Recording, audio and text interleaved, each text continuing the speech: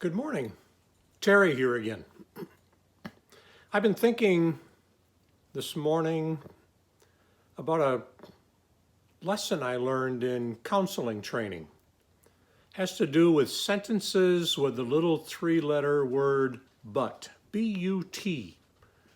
Listening for sentences with that word in it and what that can tell us about where a person is underneath the surface a little bit, and it can tell me about where I am sometimes not even realizing it.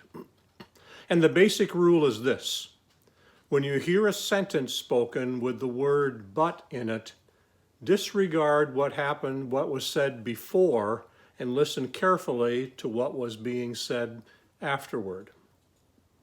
Because the word but negates or diminishes or minimizes what a person said or was thinking before that word but. Simple example would be something that I've heard reasonably commonly. It's a simple sentence like, I am really sorry, but. Oh, I'm really sorry, but. Then what comes afterward? I'm really sorry, but you need to understand. I'm really sorry but I was provoked, or I was really justified because. So the rule of thumb was to minimize or negate before. I'm really sorry, but. Oh, so you're not really sorry because that person acted improperly, or you were having a bad day, or whatever. And I'm hearing that in discourse right now.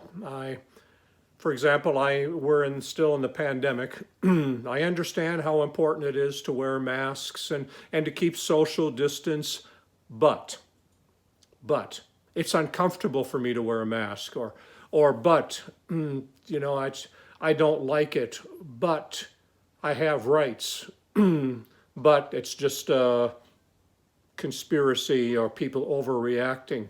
So I understand how important it is, but. So negate before, emphasis on the second.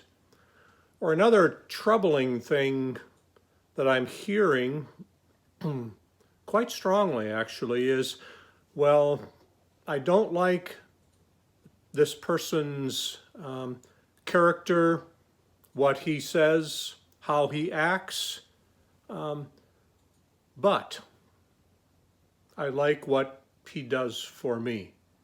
Again, minimizing.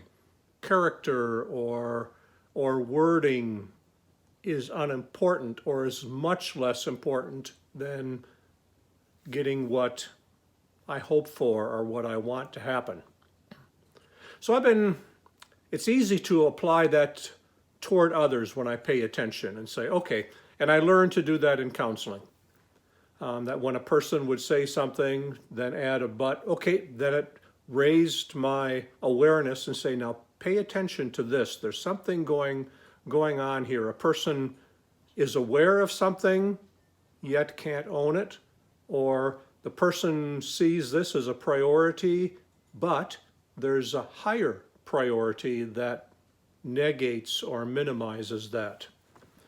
So I have my antenna is up when I hear that, be it in the national discourse through a politician or sitting with someone and listening, but then also working to listen to myself.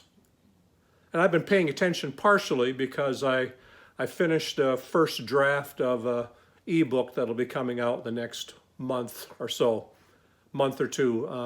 And I wrote it quickly, and then I did some rewriting, and now I'm editing it. And I'm catching some buts in there. I know this is important, but. And once in a while, it gets a little complicated because this is what I believe, but also, that's really an and. I believe this and I believe that, which means it's trying to put two things together, and there are two things living in me that I'm trying to figure out. But there are times when I run across a sentence that has a nice clean but in it.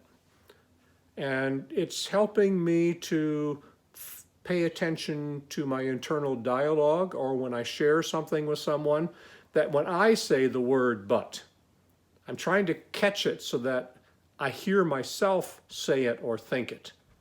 And what does that say about me? What does that say about a value that I have that is being trumped by another, overshadowed by another, or overwhelmed by another?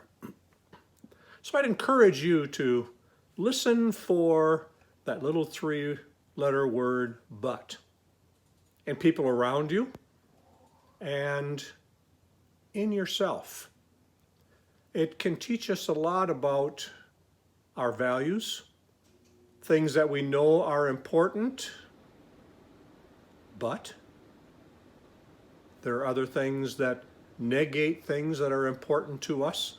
A value that we might have that's very important to us, then something else comes in and causes us to minimize that value. Or something we believe about ourselves and then say, but. And it could be something as significant as saying, I don't agree with the white supremacists, but. Oh, then there's something important going on. Or it could be something as simple as more subtle as saying, yeah, I feel bad about that. I feel bad about the way I acted, or I feel badly about what I said, but, okay, then it can be teaching something more subtle. But listen to that three-letter word, but, that comes up in your life through conversations or you see, and see what you can learn from it. You might be surprised and enlightened. I know I have been. Talk to you next time.